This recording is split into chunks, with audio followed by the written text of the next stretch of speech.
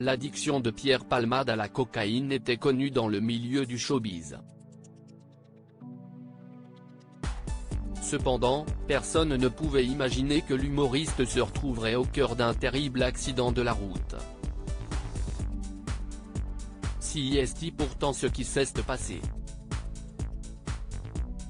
Le 10 février dernier, alors qu'il roulait sur la route départementale 372 à Villiers-en-Bière, Seine-et-Marne, l'ami de Michel Larocque, qui a été testé positif à la cocaïne et aux médicaments de substitution, a percuté un autre véhicule, comprenant à son bord 3 passagers, dont une femme enceinte, un père de famille et son fils de 6 ans.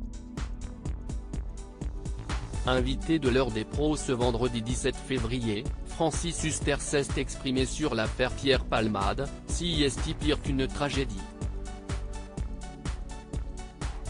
On a l'impression que si est un peu la main de Dieu qui vient de tomber.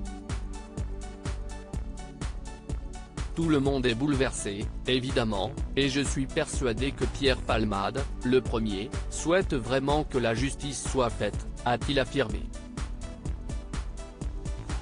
Lorsqu'il a pris connaissance des faits, Francis Huster s'est tout de même posé une question, ce que je ne comprends pas, excusez-moi Pascal, si est pour quelle raison Pierre avait encore son permis de conduire, s'est-il interrogé face à Pascal Praud.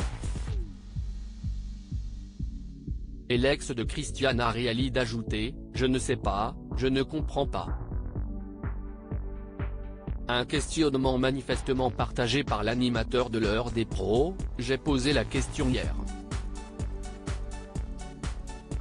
Je trouve ça incroyable qu'il ait son permis de conduire, a commenté le présentateur de CNU.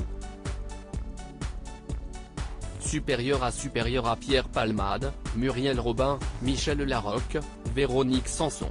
Les femmes de sa vie. Pierre Palmade ne bénéficiera d'aucun traitement de faveur sorti de réanimation, Pierre Palmade a été placé en garde à vue pour être entendu par les enquêteurs.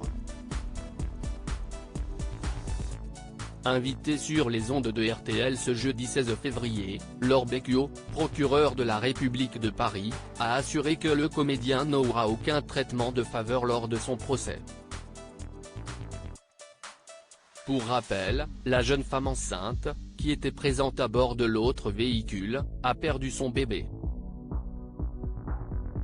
Si l'enfant de 6 ans est sorti du coma, son père est toujours en réanimation.